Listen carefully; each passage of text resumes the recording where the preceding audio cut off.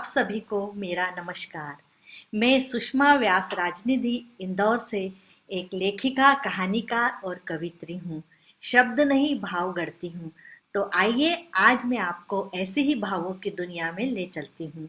आज हम देश की प्रसिद्ध साहित्यकार डॉक्टर संतोष श्रीवास्तव जी की लघु कथाओं का रसास्वादन करेंगे। करीब 20 राष्ट्रीय स्तर के सम्मानों से सम्मानित डॉक्टर संतोष श्रीवास्तव जी की लघु कथाओं पर अनेक शोध कार्य हो रहे हैं। उनकी लघु कथाओं का अंग्रेजी, मराठी, छत्तीसगढ़ी, पंजाबी जैसी अनेक भाषाओं में अनुवाद हो चुका है तथा उनकी लघु कथाएं महाराष्ट्र की 11वीं की बाल भारती में भी ली गई हैं।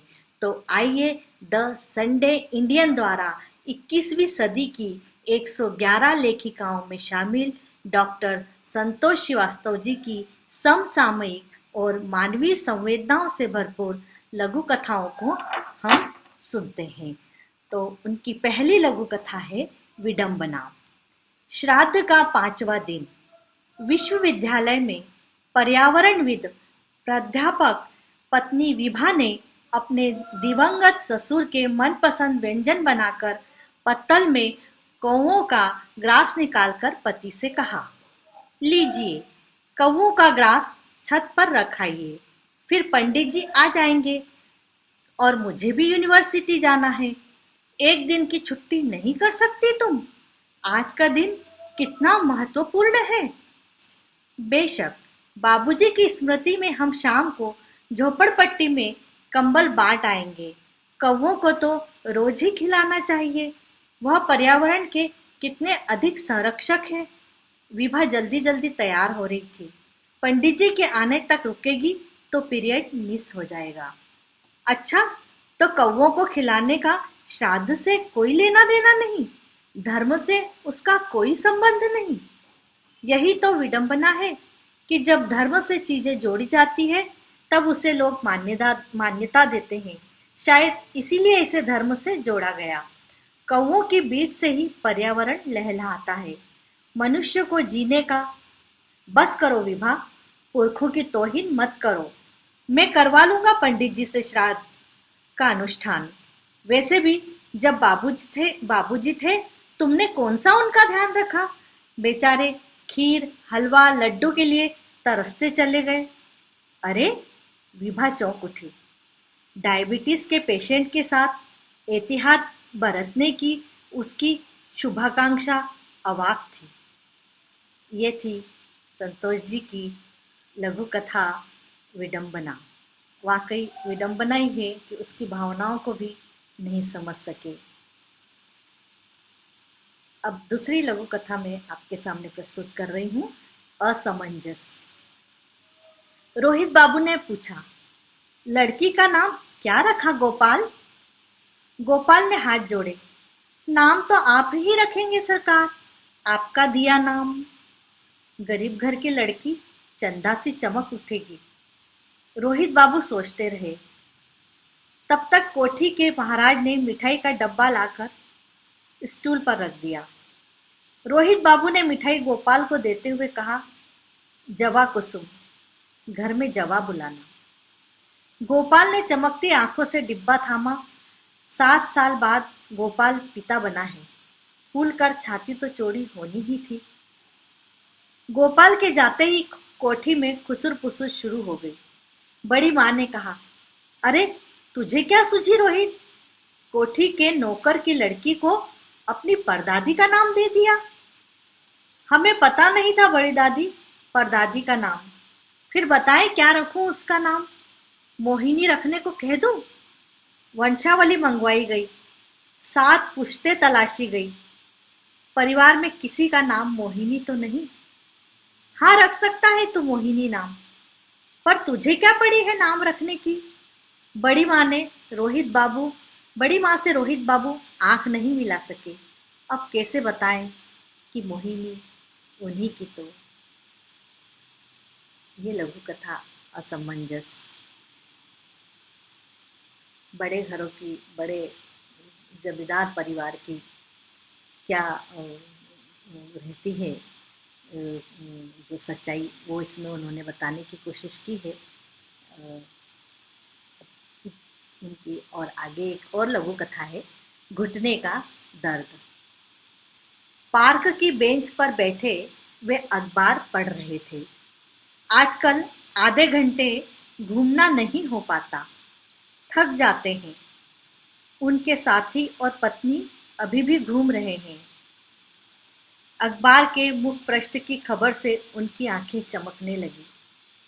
वैसे तो खबर कल से ही गर्म थी, कश्मीर से अनुच्छेद 370 और 35A खत्म करने की। क्या बात है भट्ट साहब, आज बड़े खुश दिखाई दे रहे हैं।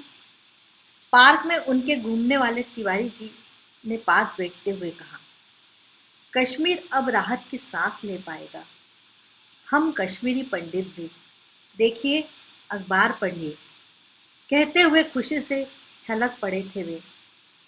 क्या जमाना था वह। 30 साल पहले श्रीनगर में हमारा अपना मकान था, PWD में नौकरी थी, लेकिन घाटी में ऐसे हालात बिगड़े कि सब कुछ छोड़कर रातों रात भागना पड़ा। 5 लाख का मकान अब तो 1 करोड़ का होगा। उनकी आंखों में बेबसी की छाया देख तिवारी जी ने सलाह दी, तो लौट जाएंगे ना कश्मीर। एक लंबी आह भरते हुए वे बोले, अब कहाँ संभव है। कुछ साल पहले तक बेटे के घर जम्मू जाते रहे, अब वह भी बंद। तिवारी जी, बेटे बहू की जिंदगी में हमारा दखल उन्हें नागवार गुजरता है। इतना दुखी क्यों होते हो जी। जान से प्यारे कश्मीर छूटने का दर्द सह लिया, बेटे बहू का भी सह रहे हैं। श्रीमती भट्ट भी घूमना समाप्त कर उनके बगल आ बैठी थी। भाई साहब, श्रीनगर में हमारी गृहस्थी छुट्टी, कितने शौक से सजाया था घर मैंने, और कितने अरमानों से पाला था बेटे को, पर इतना कहकर वे चुप हो गए।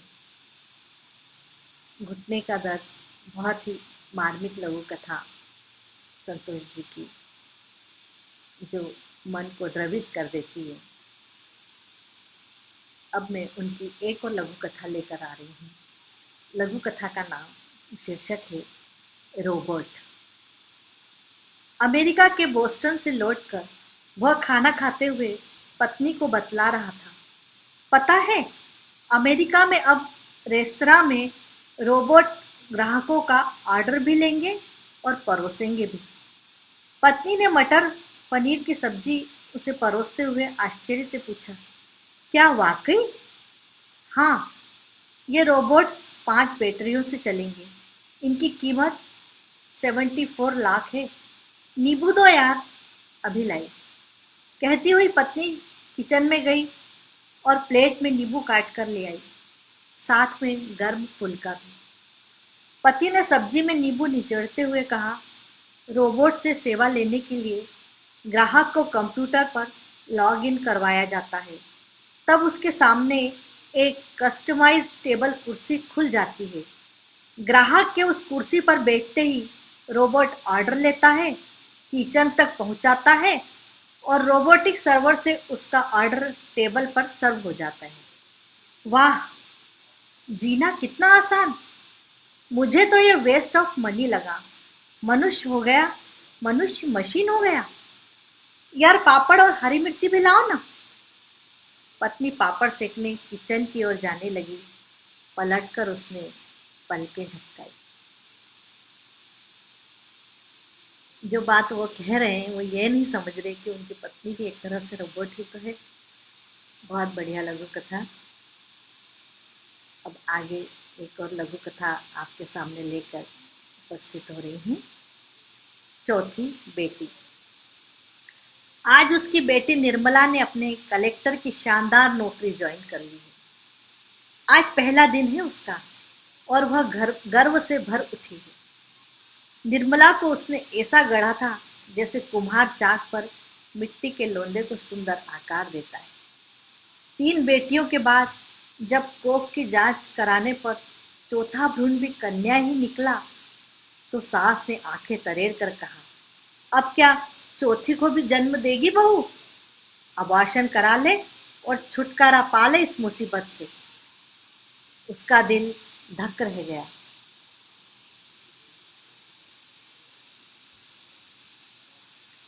उसका दिल धक से रह गया था। यह कैसी बात कर रही है माँ जी आप? हत्यारन बन जाऊं मैं? अपनी ही बेटी को खत्म कर दूं? अरे सोहन का भी तो सोच। चार चार को ब्याहते उसकी तो कमर ही टूट जाएगी। सब अपना भाग्य लेकर पैदा होती है। और फिर माँ जी, जैसे आप अपने बेटे के लिए सोच रही हैं, मैं भी तो सोच सकती हूँ ना अपनी अजन्मी बेटी के लिए। और छलक आई आंखों पर पल्लू रख उसने खुद को कमरे में बंद कर लिया। सोहन तो संत स्वभाव के। माजी ने उन्हें उल्टी सीधी पट्टी पढ़ाकर राजी करने की कोशिश की, पर उनका यही जवाब था, वह चाहेगी तभी होगा, मैं दबाव नहीं डाल सकता। उसके 9 महीने जैसे 9 बरस की तरह बीते। हर पल लगता कहीं माजी एबॉर्शन की कोई जड़ी बूटी न पिला दे उसे। तनाव भरे वे 9 महीने उसकी सेहत पर भारी पड़े। इसीलिए निर्मला कम वजन की और बीमार पैदा हुई। डॉक्टरों ने देखभाल में महीने भर रखा गया। कांच के पार्टीशन से वह बेटी को देख भर सकती थी। क्या सोच रही हो मम्मी? कब से मिठाई का डब्बा लिए सामने खड़ी हूँ। उसने हुलस कर निर्मला को गले लगा लिया। उन बरसों की पीड़ा आंखों के रास्ते बह चली। बहुत ही बढ़िया लघु कथा थी। एक और लघु कथा उनकी किन्नर किन्नर पे लिखी है, थर्ड जेंडर पे उन्होंने, वो भी बहुत ही बढ़िया है। अंधेरी स्टेशन आते ही किन्नरों का झुंड लोकल ट्रेन के महिला डिब्बे में चढ़ आया और ताली बजा बजा कर हाथ फैलाकर पैसे मांगने लगा। एक किन्नर ने नीलू के सिर पर हाथ रखा। दे माँ, क्यों भीख मांगते हो? कुछ काम क्यों नहीं करते? जैसे उसे अंगारा छू गया। हमको कौन देगा काम माँ? सब धुतकार देते हैं। तुम दोगे काम क्या? काम करोगे, बर्तन झाड़ू पोछा, यही घरेलू काम कर सकते हो। तभी पीछे से दूसरा किन्नर आया। धंधे के टेम में क्यों हमारा टेम खोटी करता? कहते हुए उसने नीलू के सिर को हाथ से धकेला। सब ऐसा ही बोलते, तुम पूरा बदन लेकर आई ना इसलिए। और आगे बढ़ते हुए बड़बड़ाया, बात करती। लेकिन इस बार नीलू घिर चुकी थी किन्नर के सवालों से। ताली बजाना छोड़कर वे टूट पड़े। कोई दफ्तर, कोई होटल, कोई बाजार हमको काम नहीं देता। हमको बेइज्जत करके भगा देते हैं। देर तक उनके ठहाके हमारा पीछा करते हैं। भगवान ने ऐसा शरीर दिया, उसमें हमारा क्या कसूर? काफी देर तक डिब्बे में किन्नर छाए रहे। मुंबई के सेंट्रल आने पर वे उतरने के लिए दरवाजे की ओर बढ़े तो नीलू ने पास खड़े किन्नर के हाथ में, यह सोचकर कि मान्यता है कि किन्नरों का आशीर्वाद फलित होता है, 10 का नोट रखा। उसने जोर से ताली बजाई। इतनी देर तुम्हारी बकवास सुनने का बस 10 रुपया? मंदिर में जाती हो तो पंडित बिना कुछ काम के दक्षिणा के 100 सवा 100 ऐंठ लेता है, तब तो तुम खुशी खुशी दे देती हो। और हम तो तुम्हारे लिए डायरेक्ट भगवान से दुआ करते हैं। लेकिन ये थी संतोष जी की लघु कथा किन्नर।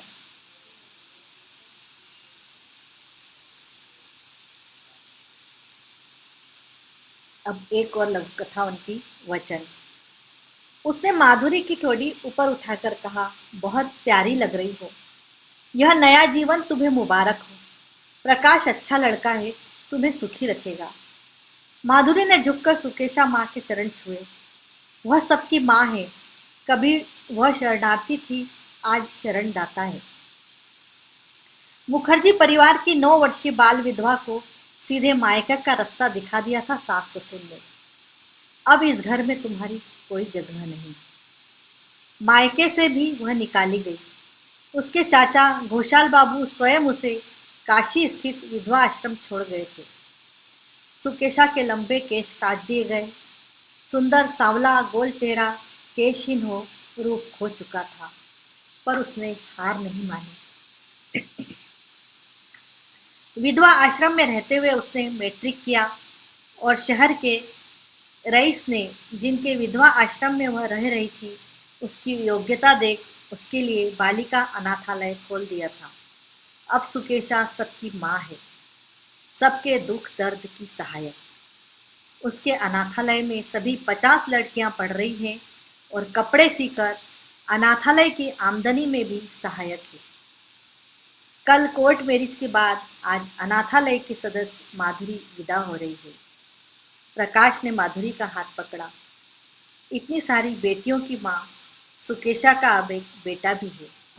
मैं आपके अधूरे सपनों को पूरा करूंगा माँ। वैसे तो सब ईश्वर के हाथ में है बेटा, पर मनुष्य के हाथ में जो है उसका मान रखना।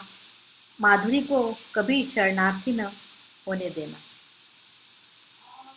ये लघु कथा उनकी वचन बहुत बढ़िया लघु कथा थी। एक और लघु कथा लेकर उपस्थित हो रही हूँ। ग्रहण।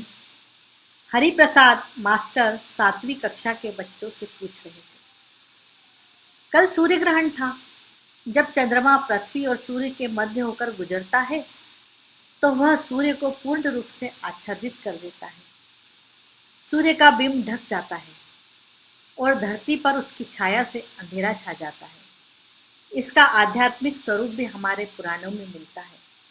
बताओ रोहित, कल तुमने क्या किया? रोहित ने खड़े होकर कहा, कल सूतक लगने के पहले हमने नाश्ता कर लिया था, फिर सूतक समाप्त होने के बाद खाना खाया। उसके मोटे शरीर को देखकर सब हंसने लगे। तुम बताओ मीरा, खाने के अलावा तुमने क्या किया? जब तक ग्रहण था हमने कुछ नहीं खाया। माँ ने जो थोड़ी बहुत खाने की सामग्री घर में थी उसमें तुलसी के पत्ते डाल दिए। ग्रहण समाप्त होने पर माँ ने घर में गंगा जल का छिड़काव किया, फिर हम सब ने स्नान करके भोजन किया। नहाते क्यों है मास्टर जी? रोहित ने पूछा। पृथ्वी पर छाया पड़ती है ना चंद्रमा की, तो क्या छाया अपवित्र होती है? मीरा ने पूछा। मीरा के प्रश्न पर हरिप्रसाद को न जाने कितने वर्षों के पार पहुंचा दिया। आज वह पढ़ लिख कर मास्टर है, लेकिन है तो दलित अछूत होने के कारण उनके माता पिता पूरे परिवार ने सवर्णों का घोर अत्याचार सहा है।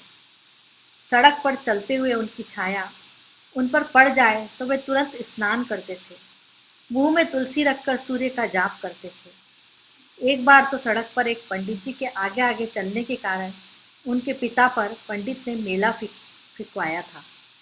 बताइए ना मास्टर जी, छाया अपवित्र कैसे हुई? छाया अपवित्र नहीं होती। जो छाया को अपवित्र मानते हैं उनके मन अपवित्र होते हैं, सोच अपवित्र होती है। कहते हुए हरिप्रसाद की आंखें भर आई। आंखें पोंछने के लिए उन्हें 2 बार चश्मा उतारना पड़ा। ये उनकी लघु कथाएं जो मैंने आपके सामने प्रस्तुत की थी, तो ये थी आसपास से गुजरती संवेदनाओं की अभिव्यक्ति। शास्त्रीय संगीत के सधे हुए सूर की तरह शब्द और शिल्प की कसावट लिए हुए और सुई में पिरोए हुए महीन धागे से भाव पक्ष कला पक्ष लिए हुए डॉक्टर संतोष श्रीवास्तव जी की बेहतरीन लघु कथाएं मैंने आपके सामने प्रस्तुत की। आप सबको मेरा नमस्कार। आगे भी हम कुछ ऐसी ही उम्दा रचनाओं के साथ आपके सामने उपस्थित होंगे। धन्यवाद। Subscribe now and press the bell icon. Never miss an update.